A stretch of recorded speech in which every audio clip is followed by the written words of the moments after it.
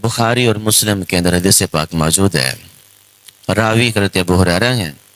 حضور نبی کریم صلی اللہ تعالی علیہ وسلم فرماتے ہیں کہ بنی اسرائیل میں 3 شخص تھے.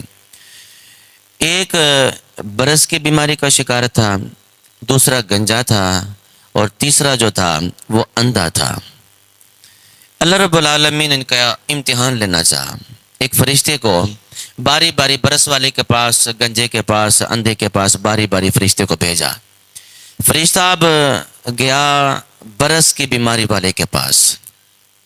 اسے پوچھا کہ تیری چاہت کیا ہے، تو کیا چاہتا ہے؟ اس نے کہا بھی میرے جسم کے اوپر بیماری ہے برس کی، یہ ختم ہو، جو لوگ اسے گھن کھاتے ہیں، نفرت کرتے ہیں، تو مجھے اور کچھ نہیں چاہیے. فرشتے نے ہاتھ پھیرا، برس کی بیماری ختم.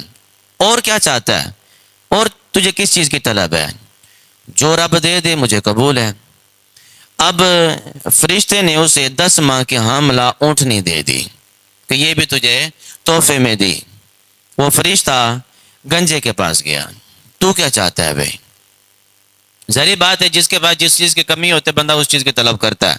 گنجے نے کہا بھی میرے سر پہ بال نہیں ہے، لوگ اس گنجے پن کی وجہ سے مجھ سے نفرت کرتے ہیں، بال خوبصورتی کا سبب ہے، بندہ سونا لگتا ہے، بس میرے سر پہ بال آ جائیں اور کچھ نہیں چاہیے. فرشتے نے ہاتھ پھیرا، بال بھی آ گئے. اور کیا چاہتا ہے؟ جو رب دے دے مجھے قبول ہے.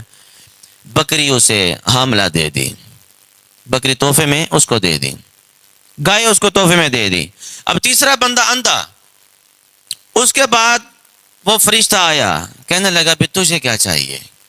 اس بندے نے کہا بھی اندھا ہوں، میں نے رب کی مخلوق کو دیکھا نہیں ہے، رب کی یہ رنگینیوں کو میں نے دیکھا نہیں ہے، میرا بھی جی چاہتا ہے کہ آنکھیں ہوں جیسے آنکھوں والے دیکھتے ہیں کہ میں بھی دیکھوں.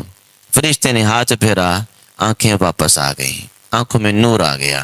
اب کیا چاہتا ہے بھائی؟ کس چیز کی طلب ہے؟ جو رب دے دے.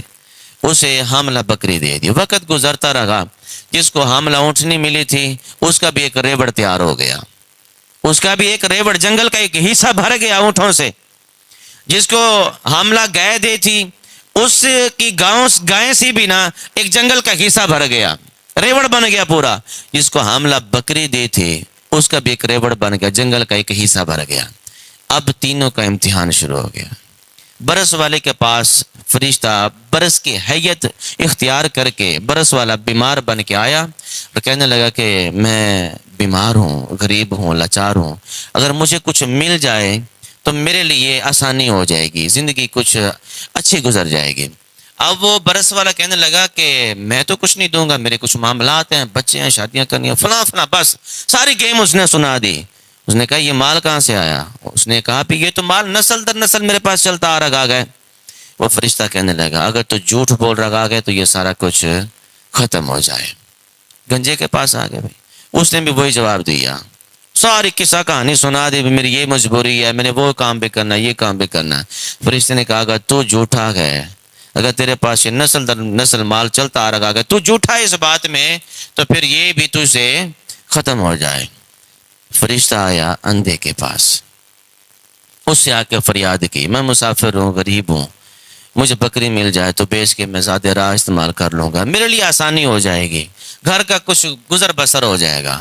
اب وہ بڑا سمجھدار تھا، وہ اپنا ماضی بھولا نہیں تھا. اس نے کہا بھائی اللہ کے نام پہ تو نے صدا لگائی ہے تو میں کون ہوں نہ دینے والا، یہ ریوڑ تیرے سامنے، جتنا تیرا دل کرتا ہے لے لے بھائی، جو تیرا دل کرتا ہے میرے لیے چھوڑ دے.